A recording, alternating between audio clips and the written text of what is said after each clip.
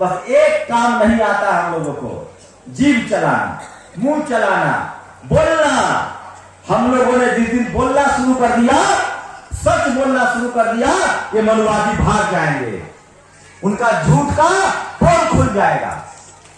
ये देश पूरी दुनिया में भारत को बुद्ध से जाना जाता है।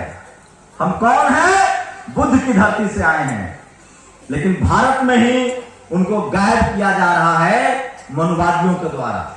और ये साजिश है, और इस साजिश को बाबा साहब ने बेनकाब किया है, और तभी नागपुर में धम्म की दीक्षा ली थी। लेकिन मैं फिर कहूंगा, ये लोकतंत्र है, बाबा साहब ने वोट का अधिकार दिया है, और जब तक हमारी सत्ता नहीं होगी, हमारा सीएम पीएम नहीं होगा, एसपीडीएम नहीं होगा, तब तक हमारा धम्म, हमारे विचार, हमारा धर्म भी आगे नहीं बढ़ेगा। इसलिए आप सब लोगों को राजनीति करनी पड़ेगी। राजनीति करने का मतलब ये नहीं कि चुनाव लड़ना है, आपको अपनी बात करनी पड़ेगी। आप नौकरी में हैं, बिजनेस में हैं, घरेलू महिला है, पुरुष है, जो काम कर रहे हैं, आपको आंख में आंख डालकर कहना पड़ेगा कि हम इस पार्टी के साथ हैं, हम बहुजन दलों के साथ हैं, हम अपने धर्म के साथ हैं।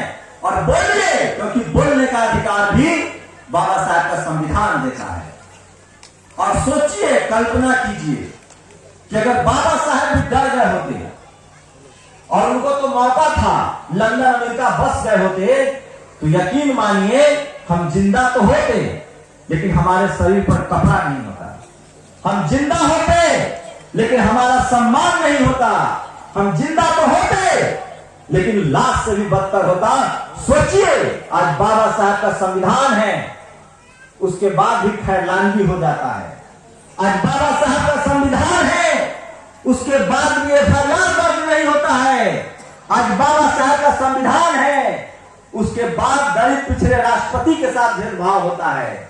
अगर ये संविधान न होता तो हम लोग गटर में कीड़े मकोड़े की जिंदगी जी रहे होते।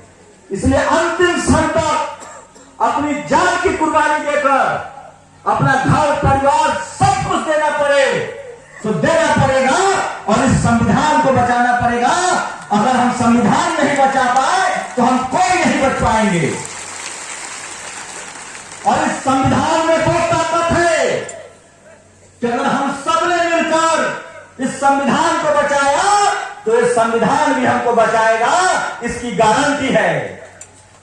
और मैं क्यों कहता हूं, जो संविधान का रास्ता है, जो बाबा साहब का रास्ता है, जो भगवान बुद्ध का रास्ता है, उस पर आप चल के देखिए। आप सब चलने वाले लोग हैं, अमीर बनने का रास्ता है वो।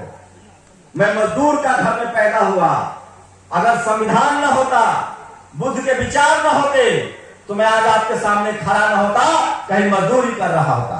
मजदूरी करना गलत बात नहीं है, पूरी दुनिया में मजदूरी होती है, लेकिन अगर आप मजदूर भी हैं तो अगर संविधान